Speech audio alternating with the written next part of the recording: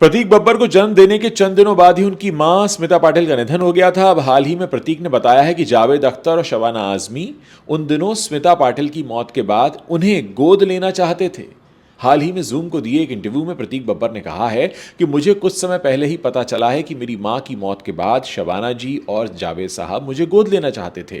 मैं फरहान का सौतेला भाई हो सकता था। मुझे नई नई बातें पता चलती रहती हैं। मैं सोचता रहता हूं कि ऐसा होता तो क्या होता, क्या मेरी ज़िंदगी ऐसी होती या कुछ अलग होती। मुझे बचपन के बारे में बहुत सारी चीज़ें धीरे धीरे पता चलती हैं कि मेरे लिए जो कस्टडी की लड़ाई थी वो भी थी, और मैं उस समय बहुत छोटा था। मुझे कोई आइडिया नहीं था कि मेरे साथ हो क्या रहा है। कस्टडी की लड़ाई चली और लोग मुझे अडॉप्ट तक करना चाहते थे। बातचीत के दौरान प्रतीक ने यह भी बताया कि स्मिता पाटिल की मौत के बाद इंडस्ट्री के कई सारे लोग उनकी जिम्मेदारी लेने के लिए आगे आए थे। इनमें शबाना आजमी, जावेद अख्तर, अमिताभ बच्चन, लता मंगेशकर और श्याम बेनेगल जैसे कई लोगों के नाम शामिल हैं। प्रतीक बब्बर ने बातचीत में भी बताया है कि उन्हें कुछ दिनों पहले ही पता चला कि स्मिता पाटिल यानी उनकी मां फिल्म मिर्च मसाला की शूटिंग के समय प्रेग्नेंट थी, और यही वजह है कि प्रतीक ने वो फिल्म देखी।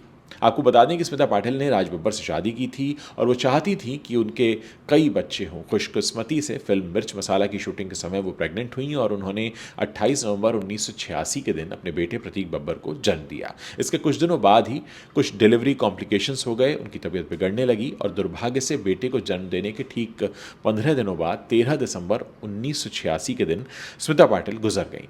प्रतीक बब्बर ने कुछ समय पहले ही अपने नाम के आगे से अपने पिता राज बब्बर का सरनेम हटाकर अपना नाम प्रतीक स्मिता पाटिल कर लिया है। ये खबर भी काफ़ी सुर्खियों में थी।